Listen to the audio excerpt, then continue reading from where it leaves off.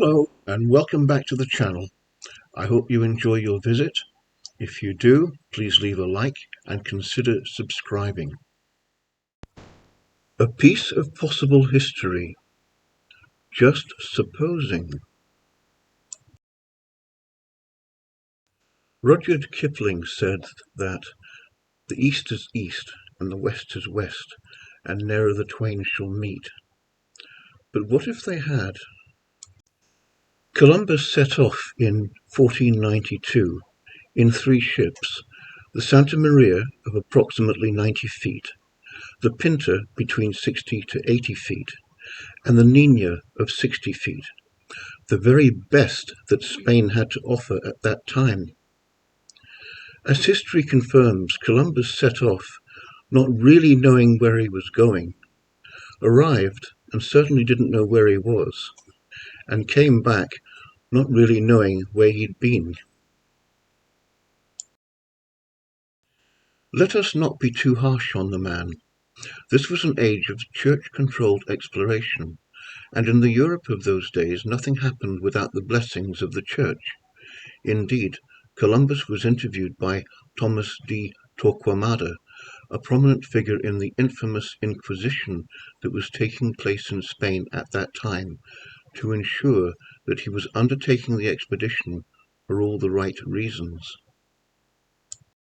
Those reasons, Columbus assured Torquemada, were in keeping with the aims of the Catholic Church: to spread the word of God to the heathens, find a shorter, safer trading route to the Indies, and if they found any gold and slaves along the way, so much the better.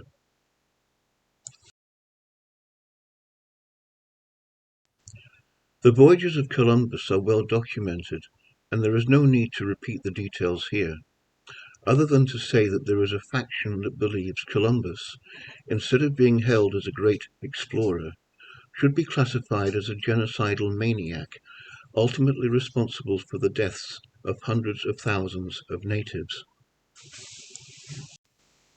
Interestingly, Columbus was reported to have used a map originally drawn by a cartographer who sailed with the eunuch admiral Zheng He, and this brings us on to the next point. About 70 years earlier, another explorer set sail with the express purpose of opening up new trade for his country. There was no ulterior motive of spreading religion to the heathen, or making them change their lifestyles to suit his own. His quest was purely and simply trade. The fleet of the eunuch admiral Zheng He consisted of over 300 ships, and his flagship, while reports vary, was supposed to have been 400 feet in length. It is known to have been constructed in the Longjiang shipyards. Interestingly, an archaeological dig in southern China, in a location believed to have been a shipbuilding area, discovered a tiller post some 30 feet in length. It is estimated that the vessel that carried it was in excess of 300 feet. Zheng He's flagship carried 9 masts, and her mainsail was of such size that it took 1 hour to set.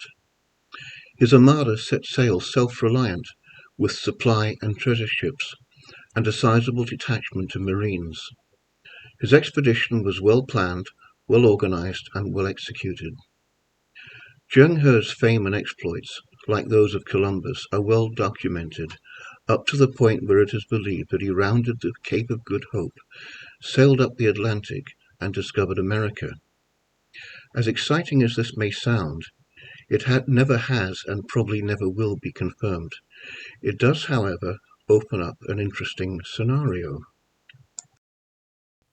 Just supposing, as Zheng He's fleet sailed up the Atlantic, a space-time warp continuum brought Columbus' fleet in direct contact with that of Zheng He's.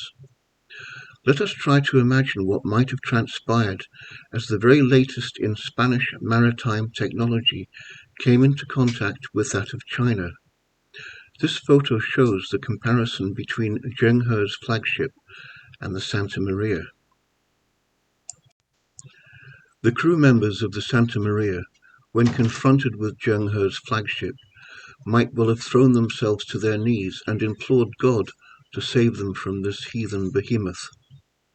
And on Zheng He's ship, his executive officer might well have said, "Ah, sir, look, Spanish boat people, should we offer them assistance?" The epilogue, of course, is that the Ming emperors turned their backs on the sea and left Zheng He literally and figuratively high and dry, while the seafaring nations of Europe went on to conquer the world.